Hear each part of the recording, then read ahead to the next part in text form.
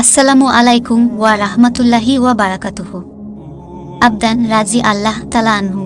আলকামা রাজি আল্লাহ তালা আনহু থেকে বর্ণিত। তিনি বলেন, আমি আব্দুল্লাহ রাজি আল্লাহ তালা আনহু এর সঙ্গে চলতেছিলাম। তখন তিনি বললেন, আমরা রাসূল আল্লাহ সাল্লাল্লাহু আলাইহি ওয়াসাল্লাম এর সঙ্গে ছিলাম। তিনি বললেন, যে ব্যক্তির সামর্থ্য আছে সে যেন বিবাহ করে নেয়, কেননা বিবাহ চোখকে অবনত রাখে এবং লজ্জাস্থানকে সংরক্ষণ করে। আর যার সামর্থ্য নেই সে যেন সাওম অর্থাৎ রোজা পালন করে। রোজা শারীরিক চাহিদাকে দমন করে।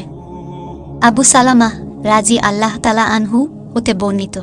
আবু হুরাইরা রাদিয়াল্লাহু তাআলা আনহু তাদের কাছে বর্ণনা করেন যে নবী সাল্লাল্লাহু আলাইহি ওয়াসাল্লাম বলেছেন, কোনো বিধবা নারীকে তার সম্মতি ব্যতীত বিয়ে দেয়া যাবে না এবং কুমারী মহিলাকে তার অনুমতি ছাড়া বিয়ে দিতে পারবে না। লোকেরা জিজ্ঞেস করল, হে আল্লাহর রাসূল, কেমন করে তার অনুমতি নেওয়া হবে? তিনি বললেন, তার চুপ থাকাটাই হচ্ছে তার অনুমতি।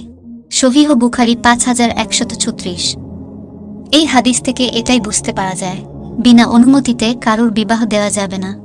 অবশ্যই তাদের রাজি থাকতে হবে, তাহলেই বিবাহ হিসেবে গণ্য হবে। আফসোস, আমাদের অনেকেই প্যারেন্টস আছে, ছেলে মেয়ে রাজি হোক বা নাই হোক জোর করে বিবাহ দেওয়া হয়। বিশেষ করে মেয়েদের ক্ষেত্রে, মেয়ে যদি অন্য কাউকে পছন্দ করে তাহলে তার পছন্দের ছেলের সাথে বিয়ে দিয়ে দিন। অবশ্যই আপনাকে দেখে নিতে হবে ছেলে বা মেয়েটি ফ্যামিলি কি রকম বা ভালো কি খারাপ, এগুলো পেরেন্টসকে দেখে নিতে হবে। ছেলে মেয়ে বিনা অনুমতিতে বিয়ে দিলে হয়তো সমাজে গণ্য করা হবে, কিন্তু নবীজির সুন্নতের খেলাফ করা হবে। নবীজির সুন্নত খেলাফ করা মানে বিবাহ হিসেবে গণ্য করা হবে না।